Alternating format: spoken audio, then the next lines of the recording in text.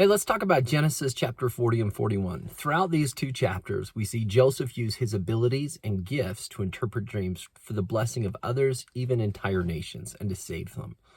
So that's what he does in chapter 40. He takes care of the baker and the butler. And some people are like, wait, how does he take care of the baker if he tells the baker he's going to die? Well, it's easy.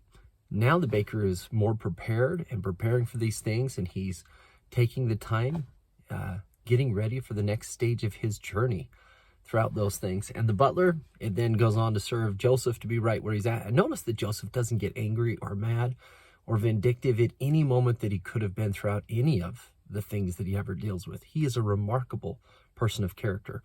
But this idea that when he is pulled out of prison and then Pharaoh uses him to interpret the dreams, that Egypt's going to have 7 years of famine followed by, or 7 years of bounty and 7 years of famine.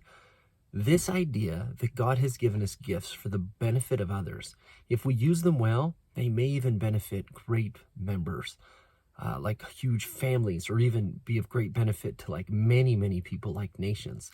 What gifts do you have that God wants you to use this week to benefit others?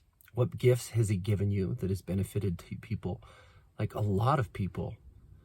Let's go forth and use our spiritual gifts. Joseph of Egypt should be a great example of how to use our spiritual gifts. What are yours? The next thing, what kind of counsel do you think Joseph would give to somebody about preparation? Not only for like food storage type stuff, but any kind of preparation.